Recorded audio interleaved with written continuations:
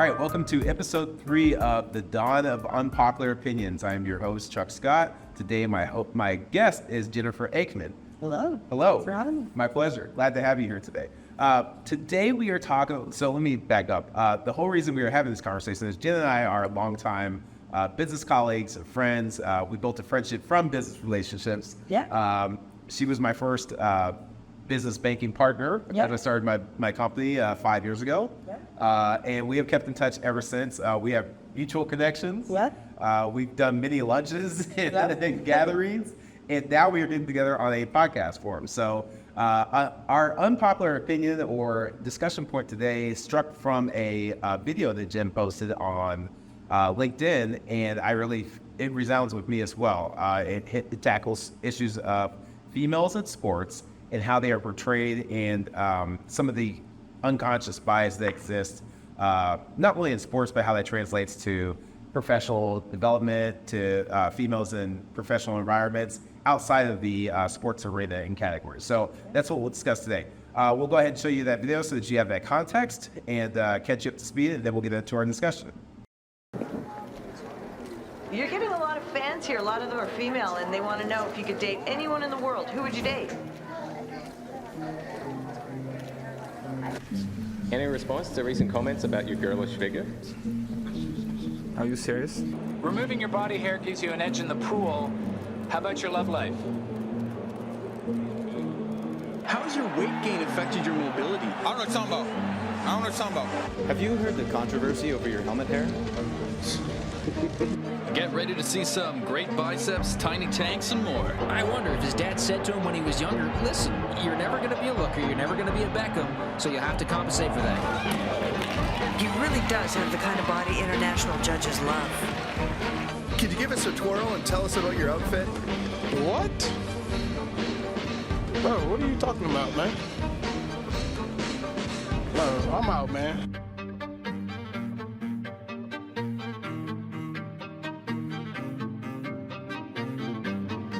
Can you give us a twirl and tell us about your outfit?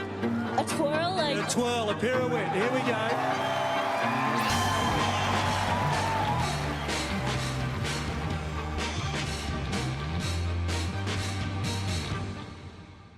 Okay, so now that you're caught up and you've seen the video as well, clearly the video, makes a mockery of the reality of how we treat our female athletes and really don't make much.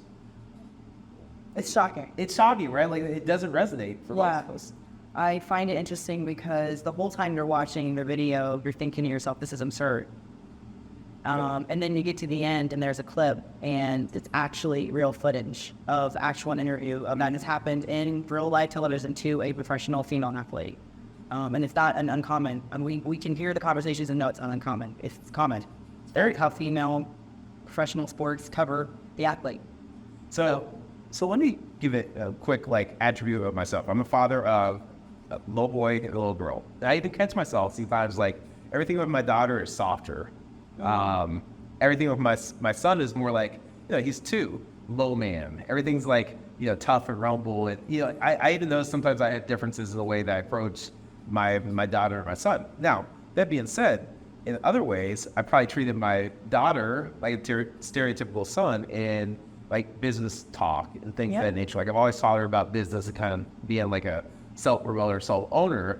And she requires a softer feel from our interactions sometimes. Sometimes I probably go too hard. Yeah. I would call that conscious bias. Yeah. But what you just said also, you said sometimes I've maybe done this specifically for my daughter. I mean, that's a little bit of her personality to do. So I have a almost 12-year-old, 9-year-old daughter, and a 3-year-old son. And one of the things I made myself very consciously aware of, and I make sure I don't say, is I don't say things like, oh, these male sports or these female sports. Really? I started at a very young age talking to there's no such thing as well, this is what a woman does or this is what a man does. Everybody in our house contributes to the laundry, so everybody does the laundry. Right. We all have dirty clothes. Everybody's a cook. My husband is, he's in the military. Some would consider that a very male, masculine kind of thing, but he's also our baker and our chef, and he washes dishes. So again, I know even as I'm saying that, the fact that we kind of all know how those are deemed more male or female oriented, I think that's one way we can kind of shift our own understanding of what is appropriate and inappropriate for different sexes. Makes sense.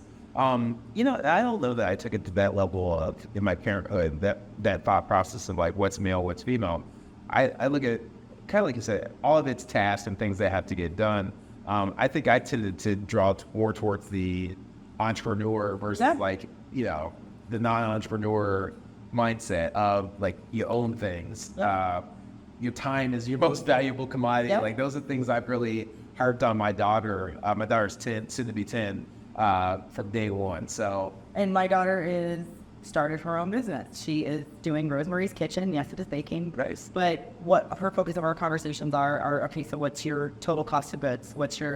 And then she wants to add this extra, okay, so how does that increase your expenses? What's your actual, profit margin now? And so those are conversations that, when they were not allowed, we were left out of the boardroom for such a long period of time because it wasn't necessarily our space. So I think how we think about those things is important to how we are raising the future generations. I think that's what this video plays to is it's talking about how female versus male are covered covered through media and the news. And I think with it focusing on how a woman is dressed, it's just kind of absurd. Like, would you ask a male athlete that? Unless you're there at a fashion show, why would you comment on what somebody's wearing?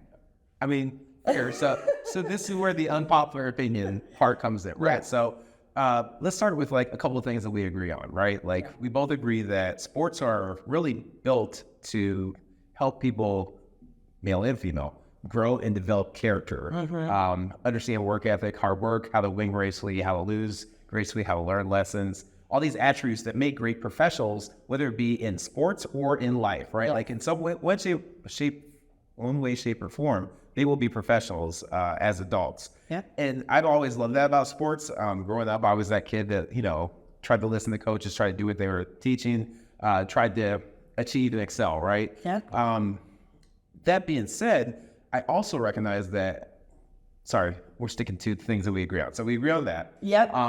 We agree that sports is a business, right? Like you get to the professional ranks, it's a business. Like once you're a professional athlete, the definition professional, at the end of the day, it is personal. Like any business is personal. I can't stand the saying like it's not personal, it's business. No, but business is personal.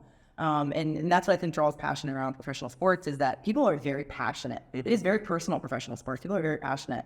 But it's a business. It is a business. So at the end of the day, it has to draw revenue. Right. If there is no business. Right. So we agree on that. That is a business. And then like this third thing that we agree on is just this concept of, as part of the business, that there's marketing involved. There's TV deals, there's endorsement deals out there, things of that nature that all kind of draw in on the sport and help it thrive. The last part is this concept of, not only is it a business, not only are they going to turn pro one day, but like, should they be treated equally as far as like from a reporting standpoint, from how they're portrayed, things of that nature. So those are things that we're going to get into, the nuance today, and talk through all of that. So which one do you want to start on? You want to start on like compensation? You choose, Chuck. Let's get unpopular. All right, so I will start with compensation. That's my favorite. Yes, this is near and dear to me, and I'll tell you why. Okay. In the conversations that happen in America in general, I've often heard the whole like, it does make sense that professional athletes make so much money when our first responders, our teachers, etc., don't make X, Y, and Z dollars. And my rebuttal is always this. I think a professional sports athlete deserves every penny they get because even though they're getting millions, they generate billions for the owners of these companies, right? And when they translate it down to my level, like the other thing I always bring up is at 18 years old, most of these people are professionals at whatever they do. And like not only professionals, they're elite, like best in class, best in the world at what they do. At 18, I can barely like pay my own bills, right? And also if you're thinking from a financial standpoint, the time horizon of most professional athletes, their time in service. Yes. Their actual useful life of the product, the service they are giving.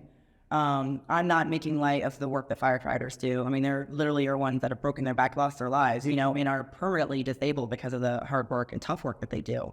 By and large, there's a lot of first responders and firefighters that are able to carry their work into their yesteryears. I mean, they literally work a 30-year career and retire. And I don't want to, I actually maybe disagree with the teeny bit in that, I don't want to say disagree. I agree with that professional athletes deserve better pay that they get majority of the time. I won't go with some draft picks, but anyway. But I do also believe that individuals such as first responders and teachers definitely should make more. But that's not the point of this conversation. Yes. I'm not saying that first responders are paid enough. I'm just saying it's hard to compare first responders to professional athletes because definitely they're completely different professions. They're completely different professions, and I'm not meaning to demean any first responders or teachers or nurses even just because we are paying homage to professional athletes. Right. No, so what's funny is we agree in that way, right? Yeah. Like same thing. I don't feel like it's an apples to apples comparison.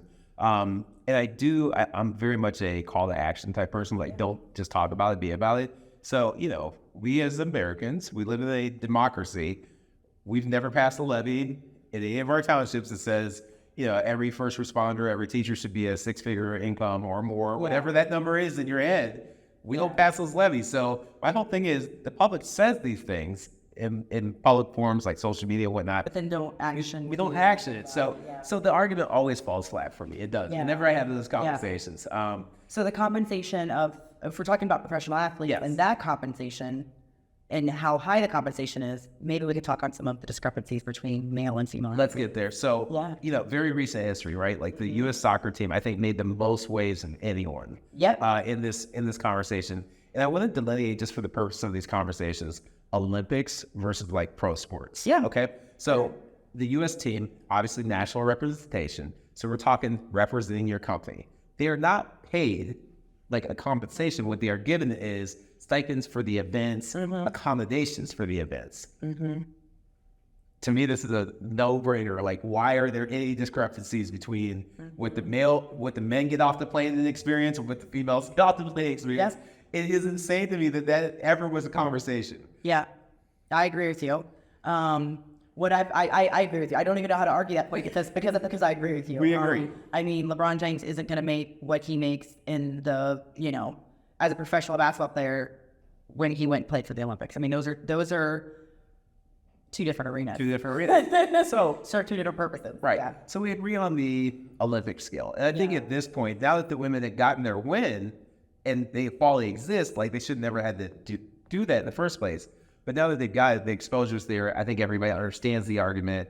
I don't think most of us knew it was happening, right? Yep. Well, that's why I think information is so important when used in the right way, is that you can only fix what you're aware of. It's kind of like G.I. Joe saying, right? Yep. Knowing is half truly half the battle. So, that's the reason why information, we shouldn't be afraid of certain books. We shouldn't ban books. We shouldn't ban conversations. We shouldn't ban opinions that we don't agree with. We should at least listen to it.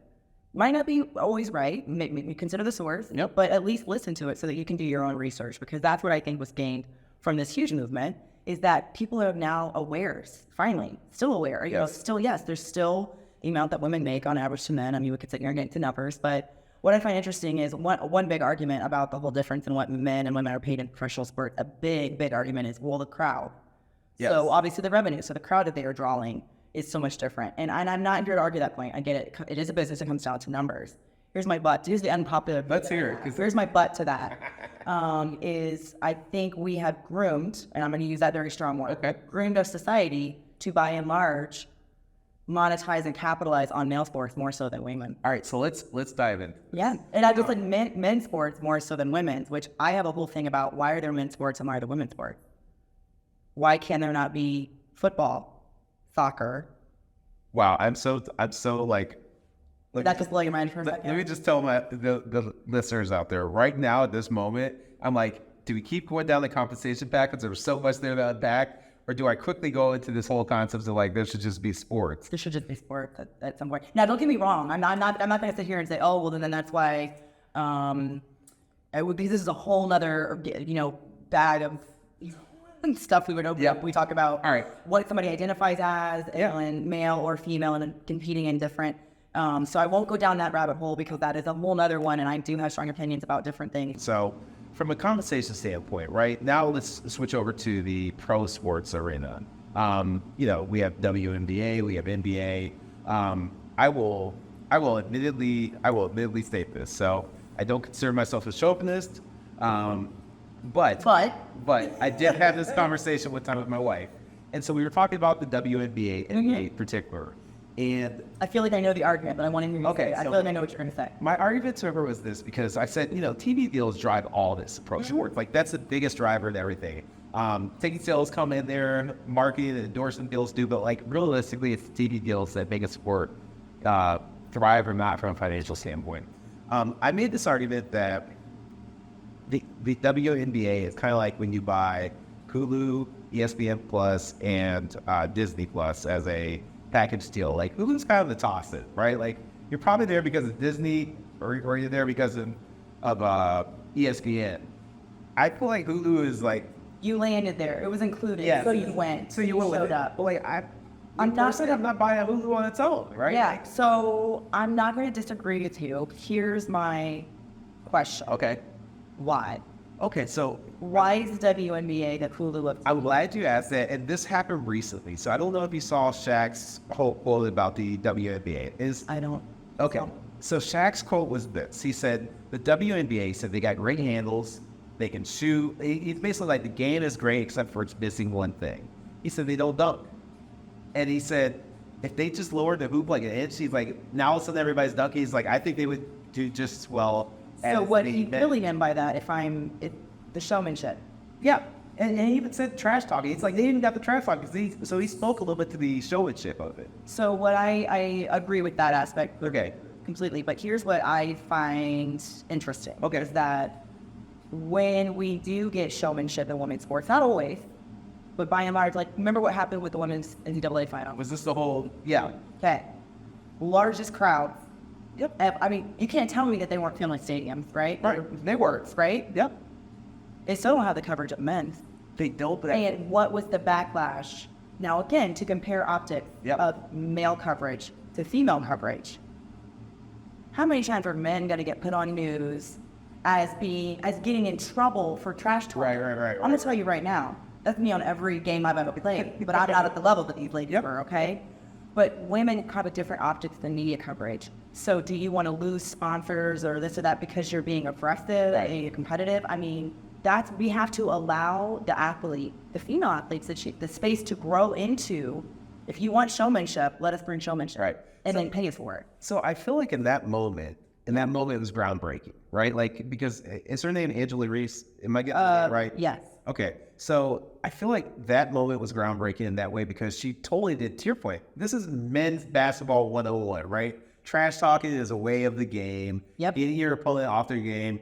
Okay, you got me 2 years ago. Here I am on a national, championship, getting you, besting you, and I'm going to let you know all about it. And don't get me wrong, there are some players that keep it silent, but I mean, Bird and Magic, trash talk. Yep. That was some of the best rivals ever to this day. Trash talking each other. And it was fun, and you came out and you watched it. Yes. So I say all that because at the end of the day, this is business. And I feel like women's sports, it begins at a young age. Mm-hmm. So if we showed up to what would the high school basketball court look like for a women's varsity game if we had showed up at our daughter's third grade basketball? Do they have enough to field a team? Okay. Do they, and I say that because from a very young age, men's sports, by and large, are looked at aggressive and more coaches, and why is that? It's just from how we are in society. And so I say that because by the time they get to high school, by the time they get to college, we're pulling different crowds. If the whole entire school got behind each sport the way they got behind football. That's a good point. Pep rallies are around football. They are. Pep rallies are not around each sport. They're around football. Imagine going to a school that had no football team. My college had no football team. Basketball's our sport. Baseball's our sport.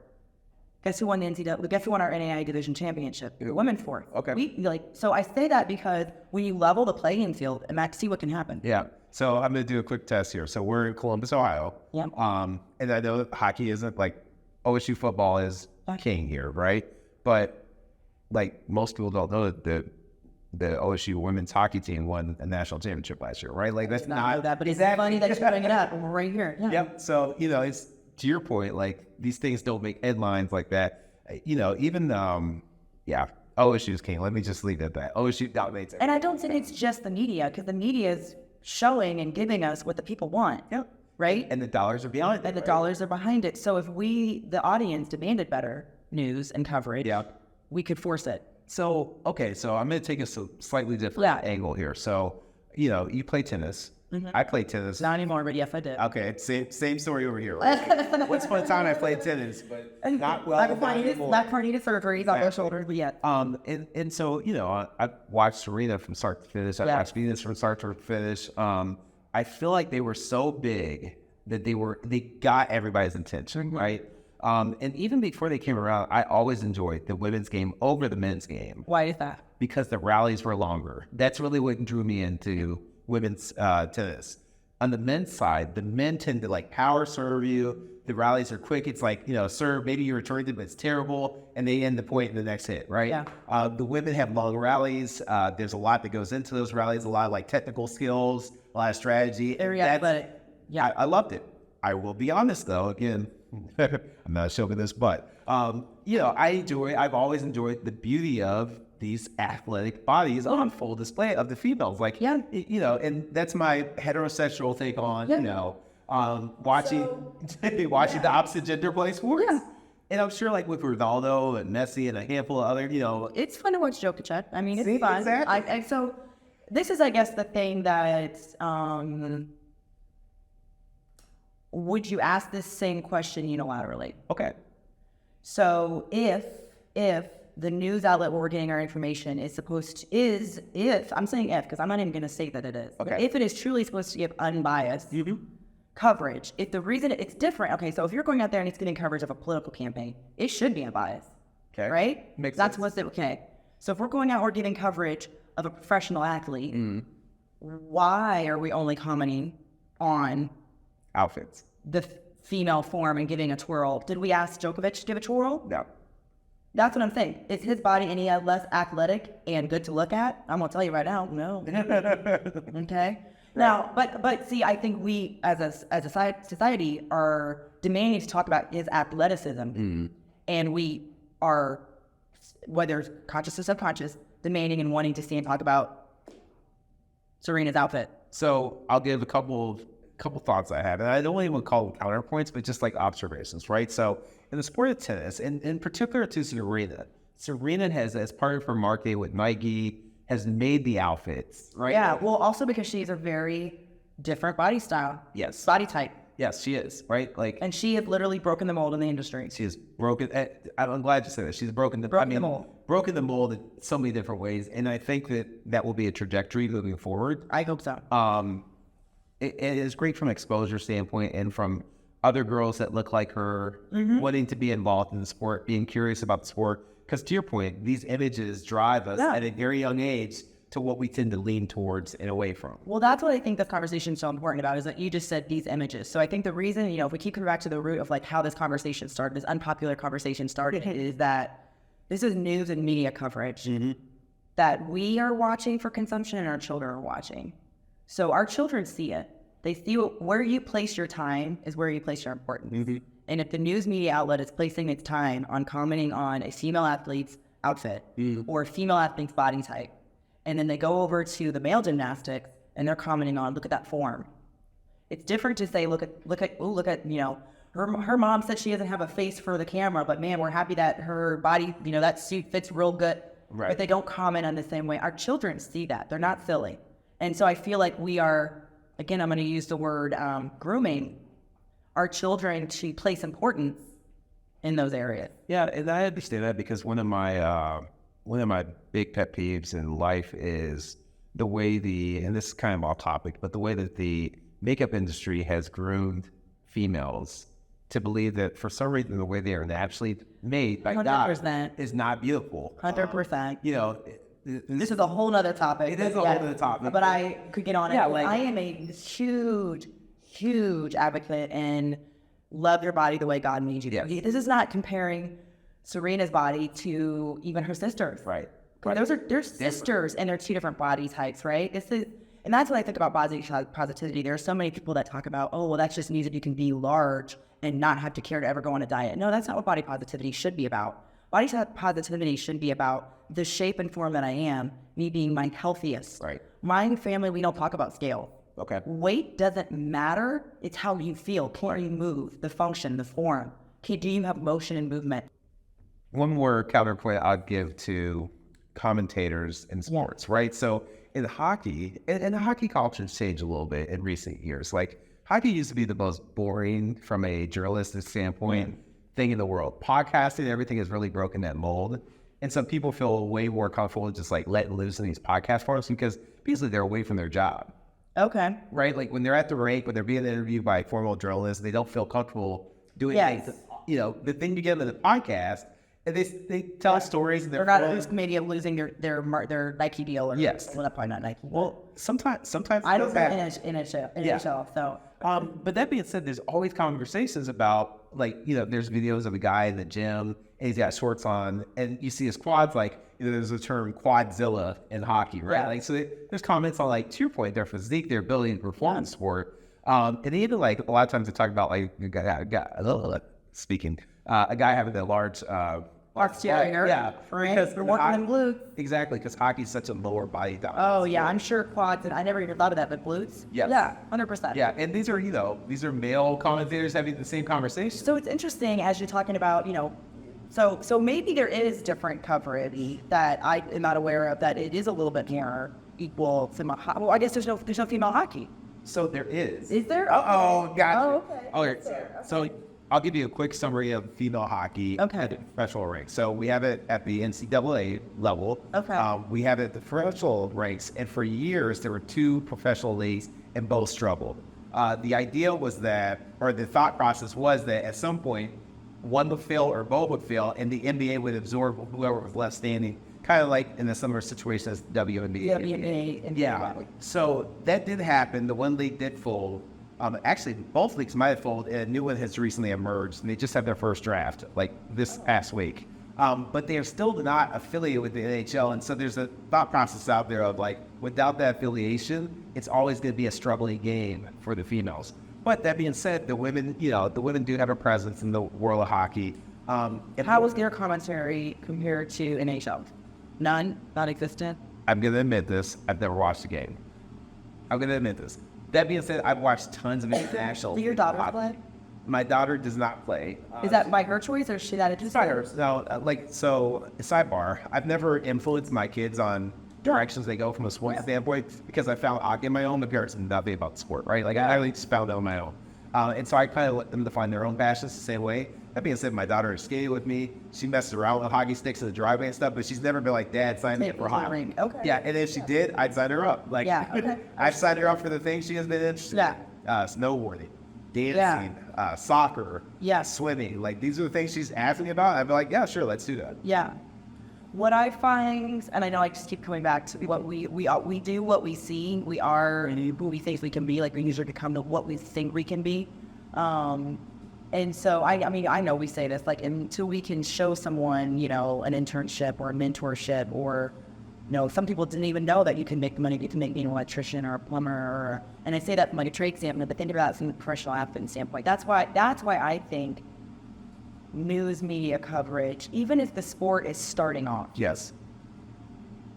And it may not be as exciting or as developed, and the players may not be as technically savvy as definitely maybe some other sports that have had years of, you know, being in the coverage of them. At least having an option to have them out there is so important. Like, Hulu's are important to a certain point, to where it at least offers it, so that maybe somebody has a chance to find that for, and then be that person that takes it off. Yeah. No, I do agree with that. I'm a big representation matters person. I totally agree that matters. Let me go back to the hockey for a second. Yeah. I know that's not your arena, but one of the things I think has been groundbreaking in recent years with hockey is, for years, when you talk about studio and media coverage, right? Like, in the studio would be a former player on the panel, right? Some type of like... when you're saying in the studio, is that like after the game, they'll just have them? Or during the game, right? Like commentary in between periods and things of that nature. You would have former players. You might have, like, what I'll call it, a standard studio host, like, kind of like, you know, queuing up questions to ask the former players on the panel. Okay. And normally there was a female analyst that really did nothing more than queue up questions, right? Okay. In recent history, some of these established guard female analysts have become like more like getting their perception on the plays or things that are going on. And then even in like most recent history, we had play-by-play female commentators and whatnot. There was a real shockwave through the hockey world. Is this in NHL? NHL, yeah. And let me tell you why it was a shockwave. So when it happened, it's kind of like overnight. And I don't know that they like really said it was going to happen. It just happened.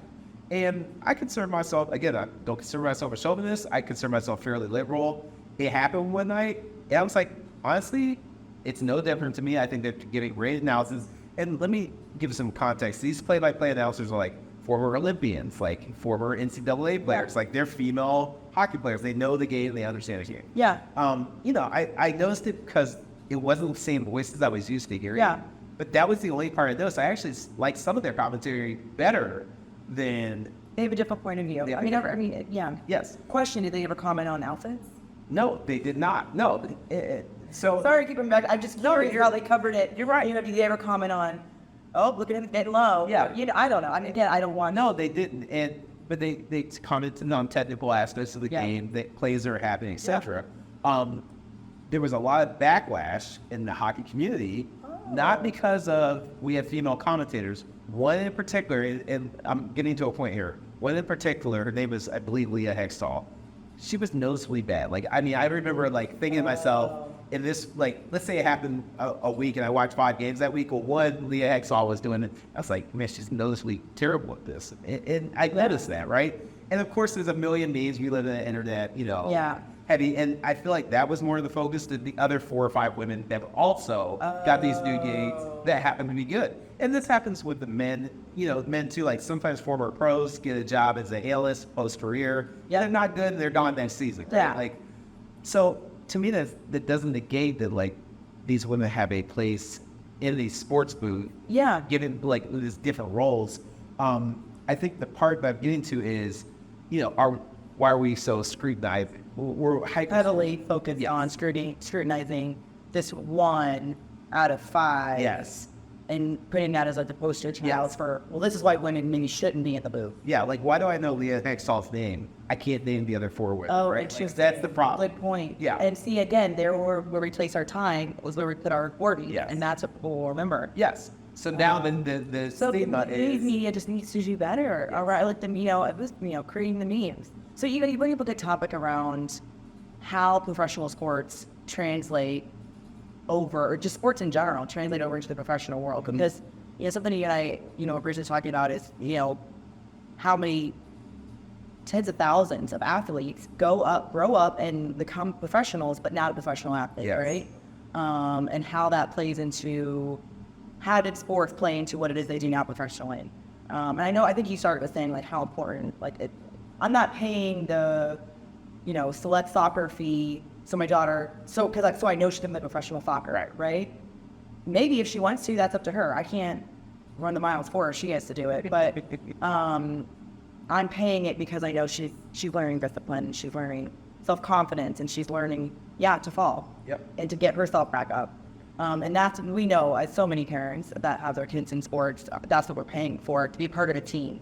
I always tell my kids, you know, I don't want you to be necessarily the most idle player. I want you to be the most improved player. Mm-hmm. You can start off at the top, and you better finish up there. But if you start at the bottom and you finish up, that's what I'm proud of, right? So I say that because, like, how does that translate over into the professional world? And I feel the biases, again, minority female in the professional world, we are very conscious of, there's a lot of news media coverage on trying to get equity, not just equality, but equity for women and equity for minorities in the professional world. I feel because of the biases that have happened, you know, even from learning in sports, if we're growing up, it translates and it transfers over into the professional world. So I think this is why it is important that we focus on the little things, what we are covering in sports, what we are placing importance on in sports, what we are showing our children and our community. So. No, I think you nailed it. I think we agree on these aspects of it matters that that focus is on the right things, like these attributes that make us great professionals in life, not necessarily in just the sports world. And the idea of growing like confidence, I think this is a big one, especially for the female athlete, right? Yeah. Like growing confidence in the right things, like the ability to perform the job, not how do I look doing the job. Yes. Oh my goodness, you just nailed it with that phrase. The ability to perform. Can we just sum that up and like hashtag that and make that the whole entire thing? Because that's what I think, that phrase is the epitome of the video in itself. What was the female athlete's ability to perform the job? Not how she looked doing it. And it's like that in the professional world. Right. So I want to get to that. Like the professional world, and you and I both live that world as adults, right? Like the presentation gets scrutinized. Men and women, but heavily on women, right? Like, I mean, so let's do a quick comparison, because I love the story of Kobe Bryant back in the day telling about waking up at 4:30 in the morning to work out and basically get extra workout.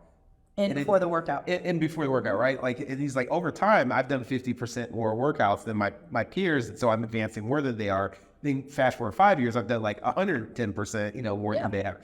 So, I like stereotypical day in the life of a female in a professional working environment. Like, how much time are you spending on your presentation as a result of these unrealistic expectations?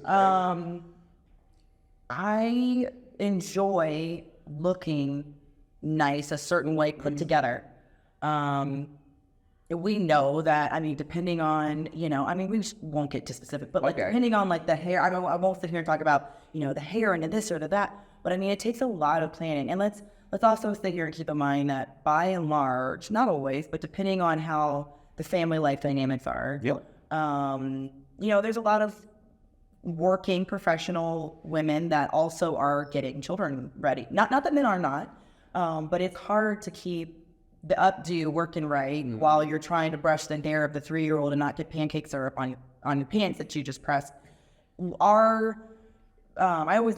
kind of joke because I try to have what I call staples in my professional closet, but I love adding a lot of color. I love adding a lot of different, but I say that because most professional looking gentlemen can have 4 really, really good shirts and 3 good suit jackets and 3 good pairs of pants, and you're good. Two really good shoes, 3 really good shoes. You're good for like the year. Good. That's called a week for me. Right. I'm telling you. Like, that's a week. And again, like that might be me. That's not every, so there's just different, yes. And what's funny is we're darned if we do, darned if we don't. And you can edit that word if you want, what it was supposed to say. But we women, professional women, kind of get scrutinized for having a bigger closet. We get scrutinized for taking longer to get ready. I know it's like joking sometimes. People, it takes her an hour to get ready. Did you see the length of my hair? Right. The reason my closet is longer and I have more shoes is because, again, as society, now we can change to that. We can have more staples, and we as society can do that. I'm not even saying that's what needs to happen. I'm just saying, just understanding the difference of what the presentation looks like. It's just different. No, you nailed something there. Have you ever seen the Steve Harvey video where he's talking about and he says specifically, every man needs to have the following 5 suits. The first suit you should buy is a black suit. Black suits can go to everything. Every man has to own a black suit. After you get a black suit, there's 5 suits you need to get: black, navy, gray, brown, tan.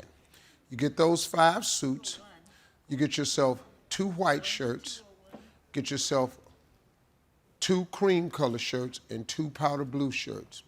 You can make 75 suits with those combinations, because every last one of those pants go with every last one of those jackets. Every last one of the jackets goes with every last one of the pants. You cannot mess up. The beige pants will go with the gray jacket. The gray jacket goes with the brown pants. The black pants go with everything.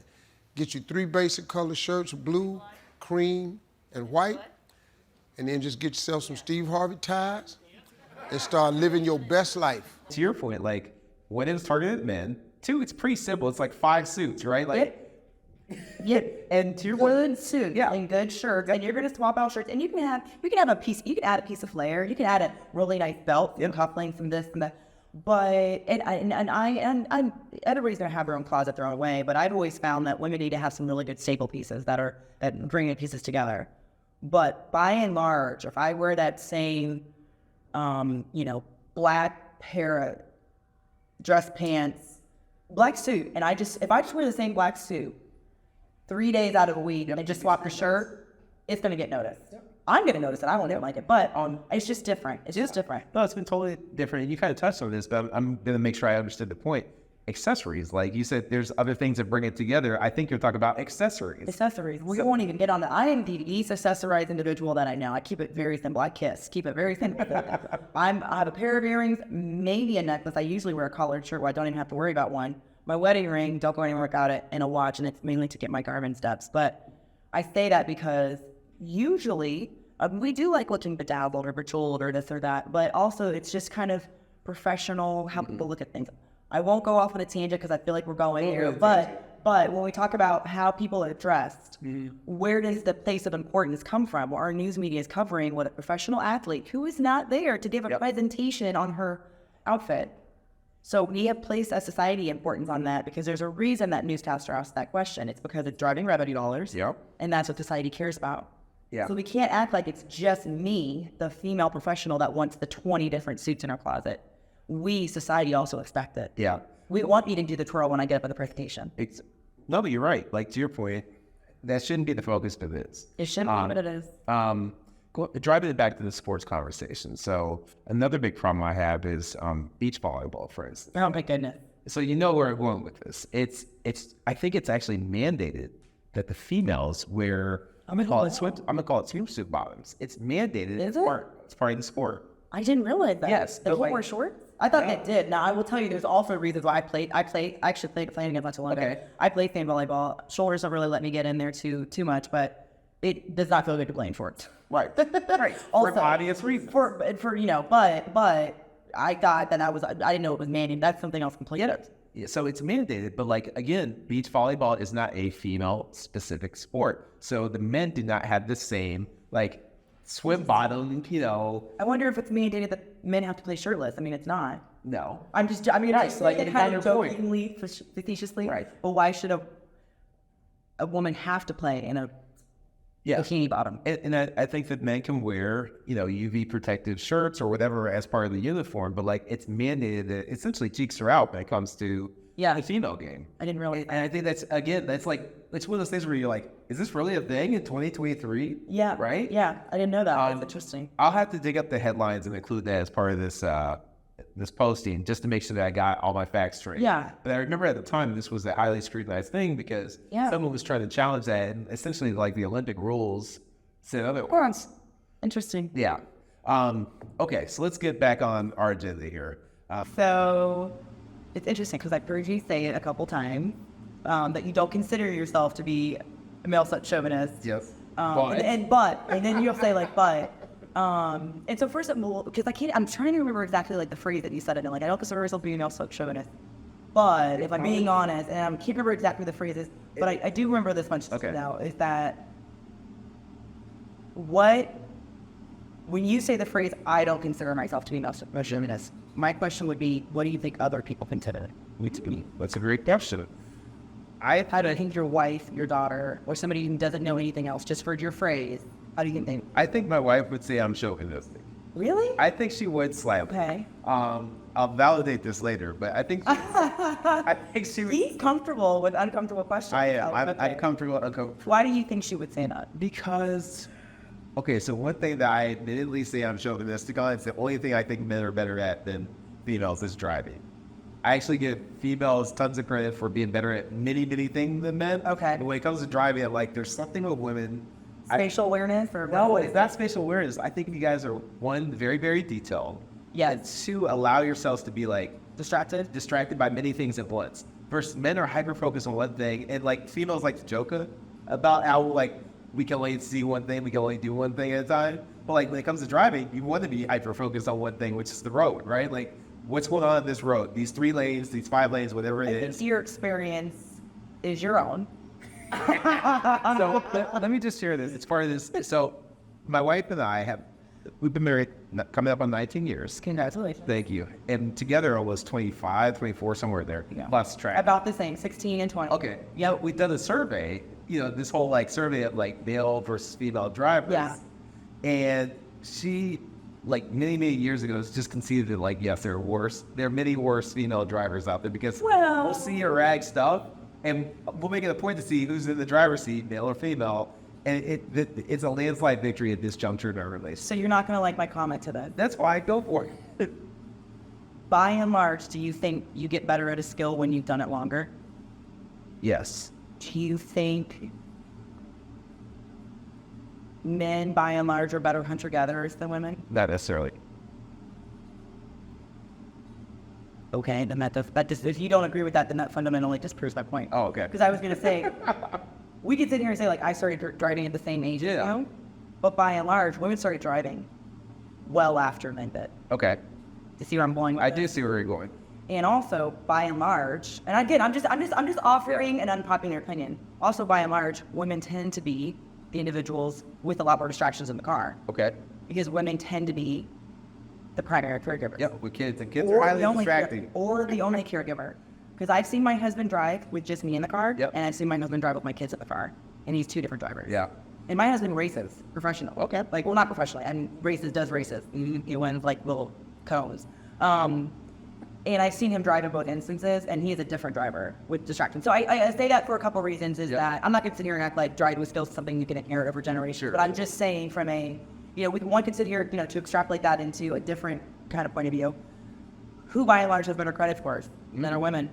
I don't know the answers to this, but Man. I'm going to take a guess. Oh, I'm going to take a guess. Man. I don't know that way to guess that. I don't know. Do you know why you think that is? This is my own opinion of why I think that is. So, you said men have the better credit By score? and large. By and large. I would have guessed females, and let me tell you why. Yeah.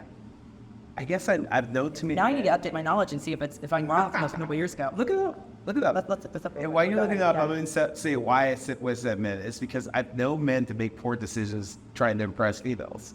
I don't know many women that make poor decisions financially, like I'm going to put somebody on credit to impress a man.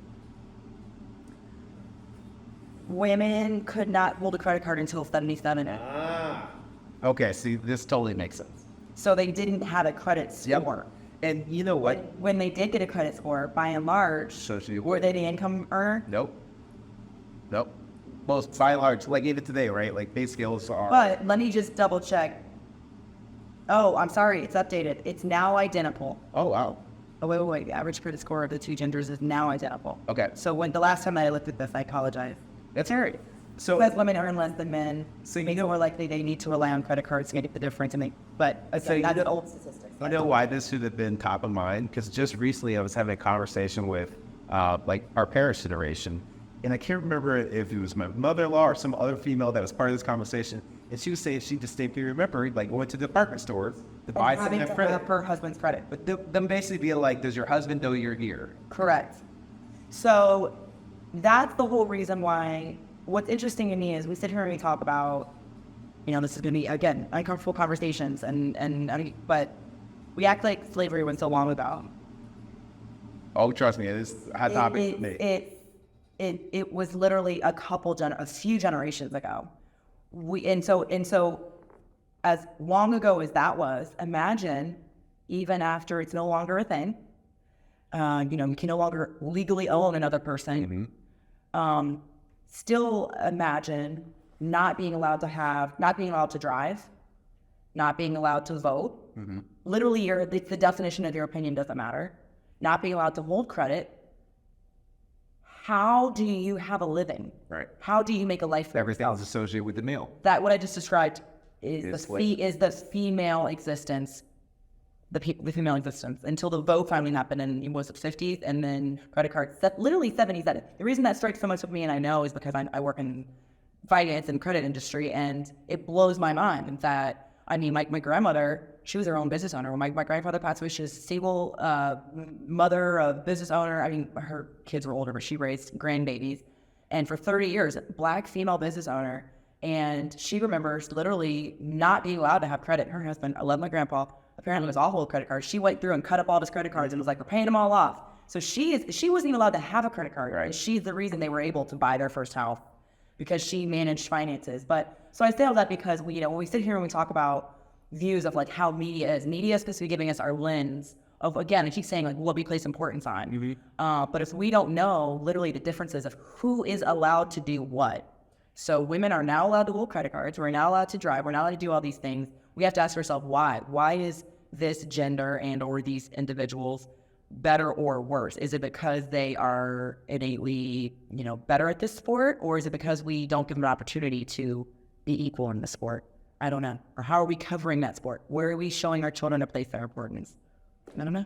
Yeah, I think we do know, right? I mean, so society by and large has been male dominant, right? Yeah. And to your point, it's like, hey, if we're been, I'm talking in the voice of older males, meaning like males that established professional sports once upon a time. It's like, yeah, we'll give you a sport, but like it's going to be highly sexualized, right? Yeah. You brought up football before, like the fact that there's never been a female professional football league, but there's been like, what was it? The Arena League?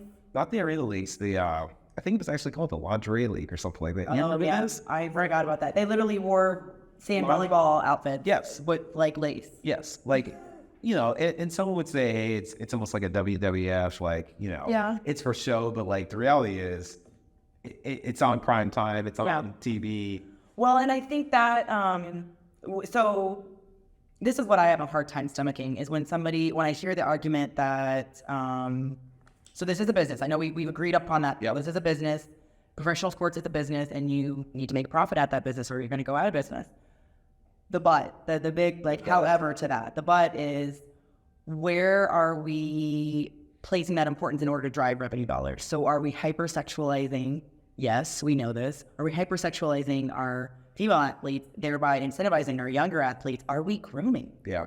Are we grooming generations to continue to allow, the Weinsteins of the world to feel that they have the power and the authority to do what happened in female gymnastics? I mean, look at all the things that are just now starting to finally unveil and uncover. And it's because we could sit here and say in the last 50 years, women finally feel like they have a voice, they have a vote, they have an opinion, and it matters. So I'll slide in a slightly unpopular opinion to that statement. So although there's been like tons of strides, and I think Serena is like maybe our greatest example currently existing of a female athlete getting more of what's due to her, right? Yeah. And I think the Angela Reeses of the world and whatnot, especially with NIL being a thing right now, we'll see those dollars sooner.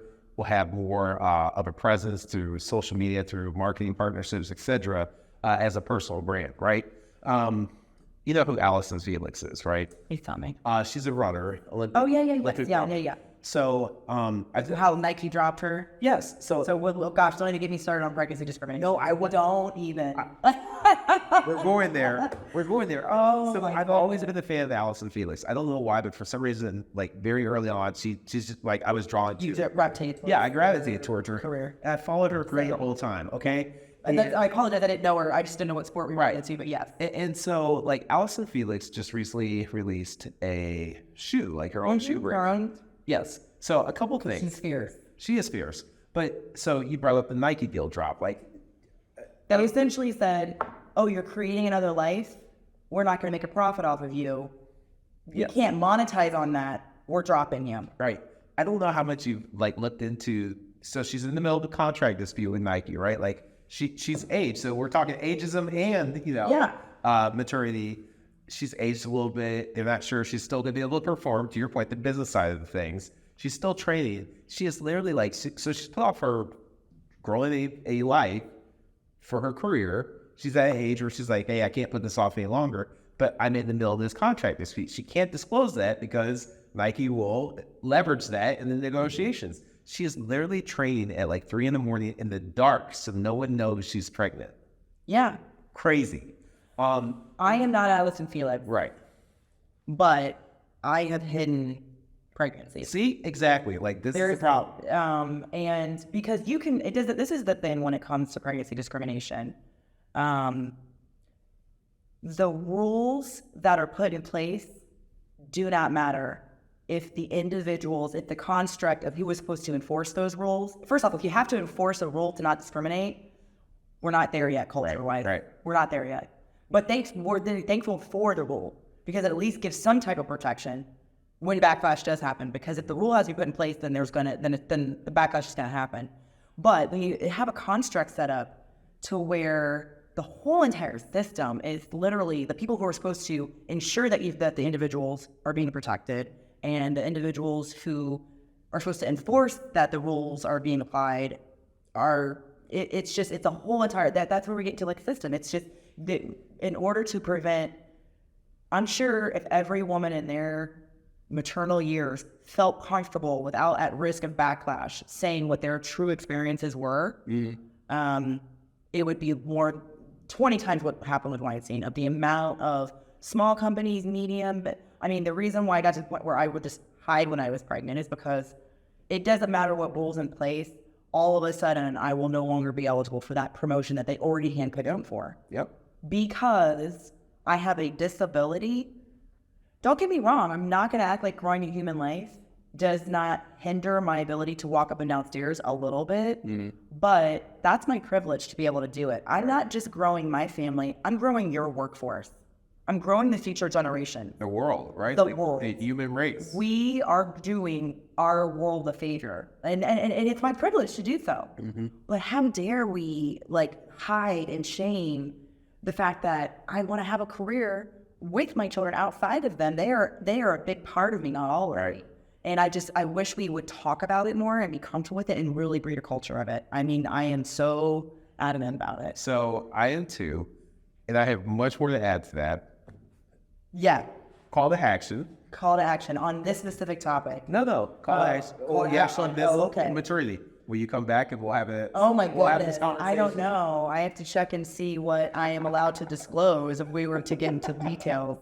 I'll have to think on it. Sounds good. Because I'm one that I definitely don't want to be secretive, but I have to make sure of what I would feel comfortable with without seeming, Well, we'll table that for a future episode. Okay, so I think we're about out of time on the sports. Anything else we want to cover on the sports gender bias? I think, is this weird? I like to end with a question. So before the call to action, I'll end with a question of, I would encourage, if you took the time to go to watch this far, then maybe you are a viewer of podcasts, of media, of news. And what I would encourage you to do is, as you are looking at different content and you're viewing what their lens is, right? I would ask you to ask the question, why? Why are we focused on this topic or this person or this outfit? Why are we focused on this? I'm not saying don't look at it. I'm saying ask yourself why. And when you ask that question, you can honestly answer it. I think it allows you to have better conversations. So I like it. I'm comfortable ending on a call to action, a question. I think that's a good way of closing. So thank you very much, Jennifer. Anything else you want to tell the viewing public as far as Thanks so much, Chuck. I know it's brought up in the beginning that we know each other from a previous professional, interaction and helping him get his business started. And I'd always, like to comment that great guy, great individual, and we know that life's about relationships. So, have like-minded people around you, have non-like-minded people around you, but focus on the content and the relationship and just be willing to share honestly. So I appreciate the opportunity to do so. And thank you for joining us. This is a pleasure for me. And I always like blending business with pleasure and personal relationships, like you said. So this has been a ton of fun. Thanks to you, the listeners, for joining us today for this fun conversation. Just scratching the surface here, quite frankly, gender issues. I brought up Allison Felix because she's here for present. And I think it's relevant to know that today, athletes that we celebrate are going through these challenges. Athletes that we have followed their whole careers are like Serena has, kind of fought for everything she started out there, right? Talking about IE pregnancies, she did I think it was the U.S. Open break. Yeah. Okay. Things of that nature, and to compete like that and to come back and compete. And she was highly scrutinized. Has she looked exhausted that time? Well, right. Yeah. She's my first trimester, I was vomiting, hiding it in the bathroom before a meeting. Right. So anyway. Yeah. So I would again going back to the whole these things are not yesteryear, previous generations. These are the here and now issues. And I think it's important that we have these conversations, really deep dive into our biases and why we think the way that we do, the way we respond.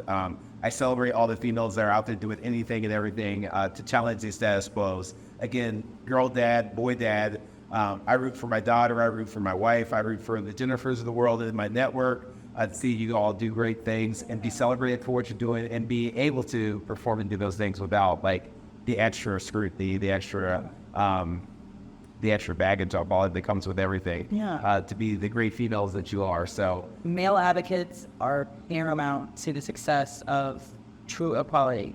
So thank you. Yep, my pleasure. Thank you, listeners. Be sure to like, subscribe to the YouTube channel. That's new for us. Be sure to subscribe to the podcast so that you get updates for all of my fun conversations and unpopular opinions with my guests. As we move forward, I love having these conversations. I love being uncomfortable. I love challenging status quo. So be ready to hear more from us on these forums. So thank you, and tune in next time for the next episode of the Don of Unpopular Opinions.